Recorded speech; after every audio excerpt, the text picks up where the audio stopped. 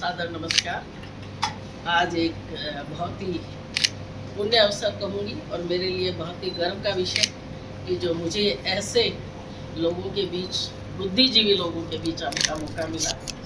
और नारायणी फाउंडेशन की founder member Gunjan Goyal जी, मैं इनका तहे दिल से धन्यवाद करती हूँ जो मुझे आप सबके बीच आपसे रूबरू होने के लिए उन्होंने मुझे ऐसा मौका दिया।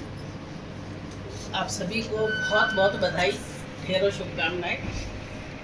आपसे आपको एड्रेस करने का मतलब है कि सूरज को रोशनी दिखाना।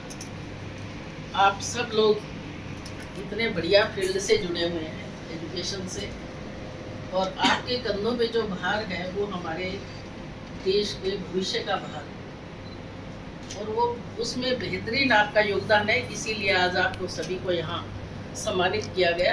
अपने एरिया में आप बेस्ट परफॉर्मेंस दे रहे हैं, जो भी क्राइटेरियाज रखे गए हैं, तो आप सभी बधाई के पात्र हैं और आपको बहुत बहुत शुभकामनाएं, बहुत बहुत बधाई। इस अवसर पर विशेष तौर पे मैं, क्योंकि प्रशासनिक अधिकारी हूँ, तो इस मंच का मैं लाभ भी उठाना चाहूँगी। आज के समय की जो मेन हमारी कड़ी, आप लोगों के माध्यम से मैं हजारों लोगों के पास पहुंच रही हूँ, क्योंकि आप टीचर, प्रिंसिपल हैं, वाइस प्रिंसिपल है, टीचर्स, आपके साथ एक बहुत बड़ी कड़ी जुड़ी हुई है टीचर्स की। और उन टीचर्स के साथ एक एक टीचर लगभग 50-100 बच्चों से भी जुड़ा हुआ है एवरेज। और आप क्योंकि उसके प्रधान हैं इंस्टीट्यूशन के, तो आपके पास हजारों बच्चे हैं। तो सबसे पहले तो मैं कहना चाहूँगी कि उन बच्चों में नशे की भावना ना हो, नशे से दूरी हो, इस बात का हम लोग प्रण लें, तभी हमारी कामयाबी है। आज जिस तरह का माहौल है, जिस तरह की बात हम सुनते रहते हैं, अखबार में पढ़ते रहते हैं कि नशा एक ऐसी बीमारी हो गया है जो हर बच्चे में पनपती जा रही है। विशेषकर हमारे जो टीनेजर बच्चे हैं, यानी 12-13 साल के बच्चे से शुरुआत हम अगर कहें तो अतिशयोक्ति नहीं होगी। बहुत ही गंभीर और चिंता का विषय है। सरकार अपनी तरफ से पूरे प्रयास कर रही है, लेकिन आप जो हैं उस कैंपस के आप मालिक हैं, इंचार्ज हैं, और उन बच्चों के अंदर आप डेली अगर उन बच्चों से इंटरेक्ट करते हैं, उन बच्चों को डेली ये बात समझाई जाती है, तो उसका बहुत असर होता है। टीचर का सबसे महत्वपूर्ण योगदान है बच्चों की ज़िंदगी में। हम अभी भी वही बात मानते हैं। हम भी पुराने समय में जब हमारे टीचर, आज भी हमें याद हैं, तो टीचर का एक बहुत महत्वपूर्ण भूमिका हो जाती है। और प्रिंसिपल तो एक लीडर होता है पूरे उसका, अपने कैंपस का, तो उसके बात को सभी सुनते हैं, मानते हैं। और मुझे बड़ी खुशी है कि बहुत ज़्यादा मात्रा में नारी शक्ति का प्रदर्शन है, तो ये भी हमारे लिए बहुत एक सम्मान की बात है। तो हम लोग थोड़े से पुरुषों के मुकाबले थोड़े से ज़्यादा सेंसिटिव होते हैं। मैं ये नहीं कहती कि पुरुष सेंसिटिव नहीं होते, मेल भी उतने ही सेंसिटिव होते हैं, क्योंकि बच्चों की बात आती है। लेकिन हम पेरेंट्स भी हैं और हर एंगल से हम लोग उसके साथ जुड़े हुए हैं। तो परिवार से, हालांकि अभी सुबह गवर्नमेंट कॉलेज में मेरा इसके ऊपर प्रोग्राम था, वहाँ भी हम यही बात करते, वहाँ मुझे नौजवान बच्चों से रूबरू होने का मौका मिला। तो बच्चों को तो हम कहते ही हैं डायरेक्टली जिनसे बात करते हैं, लेकिन आपके पास एक बहुत बड़ा हथियार है, डिसिप्लिन का हथियार। उसको अगर हम मेंटेन करते हैं अपने कैंपस में, तो बच्चे हमारी बात को सुनते हैं, मानते हैं और उन चीज़ों से दूर होते हैं। पुराने समय में सिर्फ इनडिसिप्लिन एक शब्द होता था, बच्चा क्लास में ना आए, बच्चा स्कूल से भाग जाए, बच्चा एक क्लास छोड़ के पहले चला जाए, बस इस तरह की शरारतें थी हमारे ज़माने में। लेकिन आज बहुत सारी चीज़ें अलग पैदा हो गई हैं। आज का जो वातावरण है वो बिल्कुल अलग है। आप सभी इससे वाकिफियत रखते हैं, आप परेशान भी हैं, ये भी मुझे मालूम है, क्योंकि एक मोबाइल ने बहुत बड़ी समस्या पैदा कर दी है।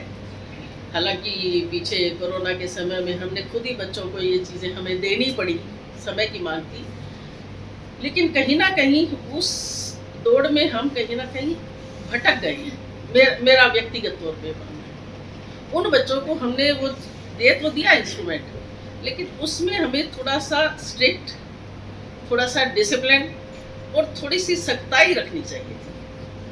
आज भी बच्चों के पास वो मोबाइल सब यूज़ करते हैं, स्मार्टफोन करते हैं, टैब यूज़ करते हैं, परंतु हमारी सबकी ये ड्यूटी बनती है, नैतिक हमारा उत्तरदायित्व बनता है कि हम बच्चों को समझाएं कि उनको क्या चीज़ इस्तेमाल और किस तरह इस्तेमाल करनी है। मोबाइल आवश्यकता बन गया है क्योंकि आप हर एक चीज़ नेट पे ढूंढते हैं, हर एक इन्फॉर्मेशन वहाँ से ढूंढते हैं। वो ज़रूरत भी है, समय की मांग भी है, हम ये नहीं कह सकते कि बच्चे उससे दूर रहें, लेकिन उसका सदुपयोग करें, इस बात का प्रचार प्रसार भी आप लोगों को बच्चों के बीच में करना होगा। तीसरी महत्वपूर्ण बात जो हम बात करेंगे वो हम बात करते हैं लड़कियों की शिक्षा की, नारी सशक्तिकरण की। नशे की वजह से ही सब, नशा एक जड़ है हर एक आज के समय के माहौल का। रेप, किसी के साथ गलत छेड़छाड़ करना, किसी को भद्दी टिप्पणी करना, ये एक भला चंगा व्यक्ति यानी जो बिल्कुल ठीक है वो नहीं करेगा। व्यक्ति इस तरह की जो उसके अंदर मानसिकता तब होती है जब वो किसी न किसी नशे के अधीन होता है। तो आप, ये उससे जुड़ी हुई बात है। हम अपने आप में बहुत सशक्त हैं, बेटियां हमारी बहुत ज़्यादा आगे बढ़ रही हैं, बहुत पढ़ रही हैं, इसमें कोई दो राय नहीं है। आप सभी इस बात को महसूस करेंगे और आज जी आपके सामने जो नज़र आ रहा है इससे भी ये चीज़ स्पष्ट हो रही है कि हमने बहुत ऊंचाइयों को छुआ है।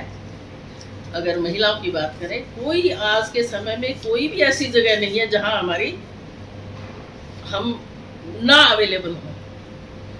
आप किसी भी फील्ड से लगा करके बिल्कुल हाईएस्ट लेवल पे चले जाइए, राष्ट्रपति तक की बात कर रहे हैं, तो हम हर एक जगह अवेलेबल हैं। लेकिन फिर भी कहीं ना कहीं हमारे साथ जाति आज भी है, महिलाओं के साथ, बेटियों के साथ, बहनों के साथ। उसके लिए हमें आप सभी के सहयोग की बहुत आवश्यकता है।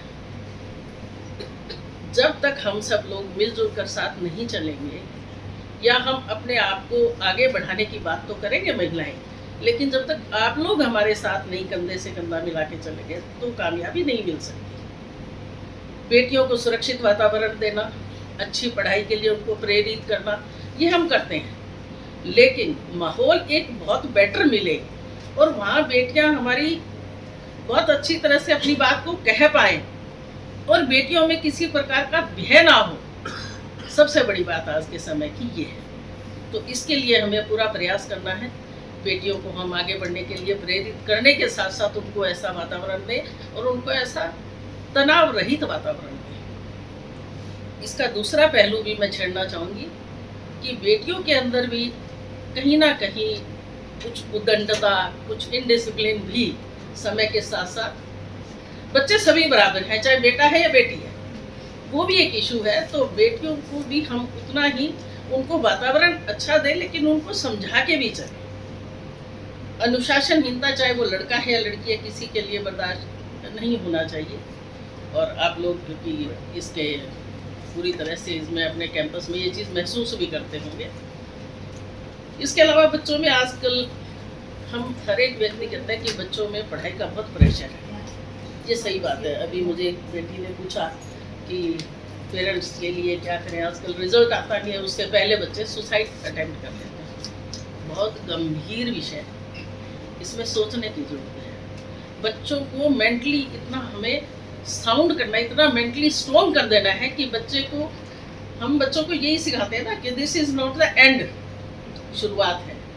बच्चा 10वीं की परीक्षा देता है, 12वीं की परीक्षा देता है, बोर्ड की परीक्षा देता है, रिजल्ट आता है, उससे पहले सारी रात इतना नर्वस होता है, सो नहीं पाता, चाहे बेटा है या बेटी। तो बच्चों को हमें इतना स्ट्रॉन्ग बनाना है कि जिंदगी सिर्फ 90-100% नहीं है, जिंदगी उससे बहुत बहुत ऊपर है और वो अपने जीवन में बेस्ट किसी भी फील्ड में कर सकता है। तो बच्चों को ये चीज़ें हमें सिखानी होंगी, समझानी होंगी।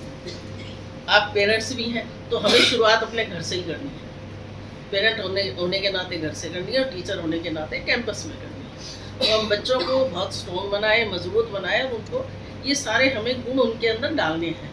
इन्हीं को हम दूसरी भाषा में संस्कार कहते हैं। संस्कारों की परिभाषा बहुत विस्तृत हो गई है। पहले हम 4 बातें कहते थे, छोटों को प्यार करो, बड़ों का आदर सम्मान करो, शरारत ना करो, झूठ ना बोलो, सदा सच बोलो, जो हमारे स्कूलों में लिखा होता है।